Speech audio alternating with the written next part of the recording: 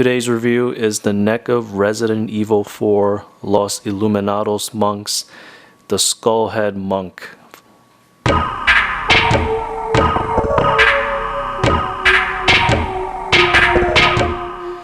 This is one of Neca's older releases in the Resident Evil game line. They actually released a bunch of Resident Evil figures, and this was from Resident Evil 4, one of the 4 Los Illuminados monks. As I'll show you in a little bit, there's actually 4 different types of monks, and this being the Skullhead version. So here's the front view of the package, and let's take a look at the back. So on top you get a picture of the 4 different monks. And on the bottom there, this is series 2. So bottom here you get the skull monk, the bald head, the red zealot monk, and then there's the monk with the hood and the shield. So I actually have all 4. This was the last one I got. The skullhead was the last one I got. Also part of series 2 you get Krauser, and you get a regenerator Iron Maiden. There's also a variant green version which I'll do a review on, and also you get Garador.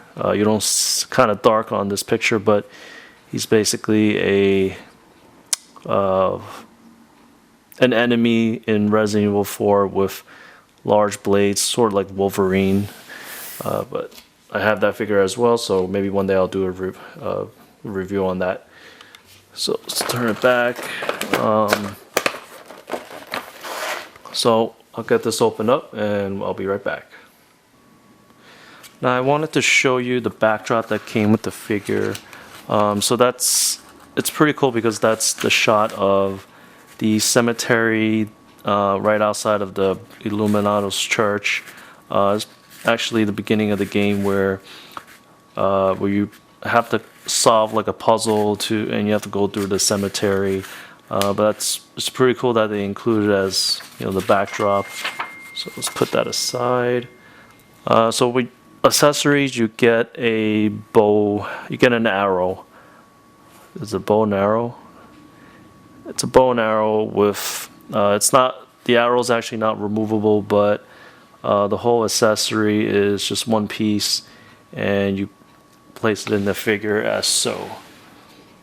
So his hand is sort of pre-posed for the weapon, just placed in there, and his trigger finger is already positioned for it, and position the handle to his other hand. There you go. In terms of articulation, let's first remove this weapon. So the head is on a ball joint, but it's very limited in terms of moving left, right, up, and down. Very, very limited. It's very stiff as well, so you don't want to move it too much, otherwise it'll break the... so between the rag that's in front of and back of him, it sits between and under the mask, so you don't want to break any piece there. So what else do we have? We have the shoulder, which is on a ball joint, and on the elbow is a swivel. On the hand is a ball joint, and on the other side of the hand it's very similar, except the elbow's not a bend, it's straight, but it is a swivel.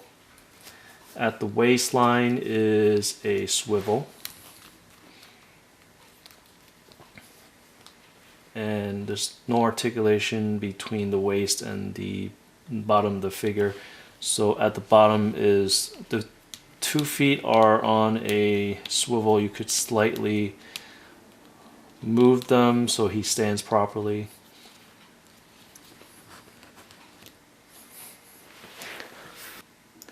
In terms of paint application, it's actually pretty good.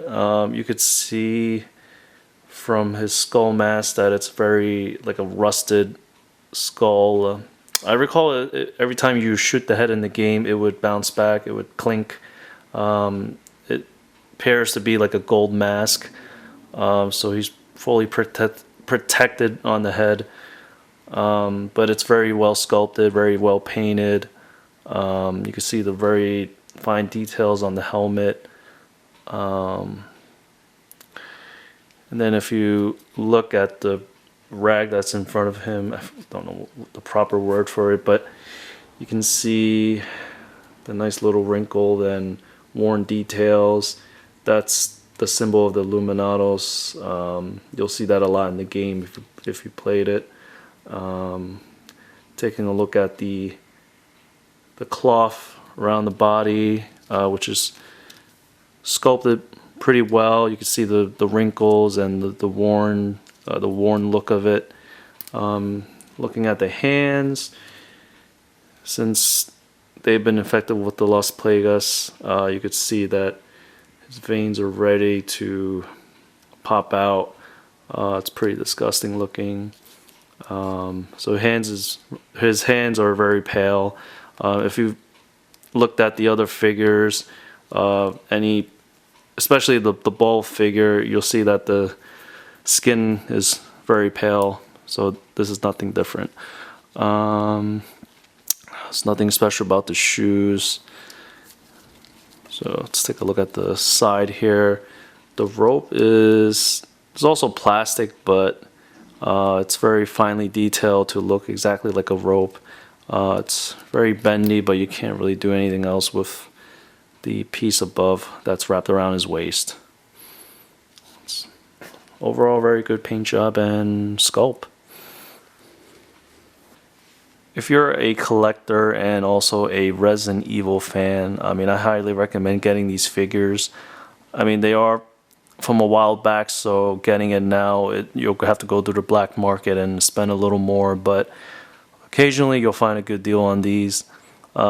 This basically completes my set of 4 Illuminados monks. I just thought they were very creepy in the game, so it'd be nice to have them in a 7-inch scale figure.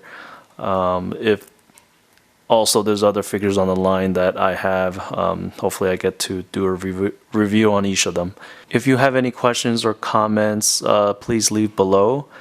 Please subscribe, and if you want me to do a review on any specific figure that I haven't done yet, I mean, I've only done a couple so far, so I'm trying to get more and more done. But if you have any specific figures you want me to review, I can basically put that to the top of my list. So please subscribe and have a nice day.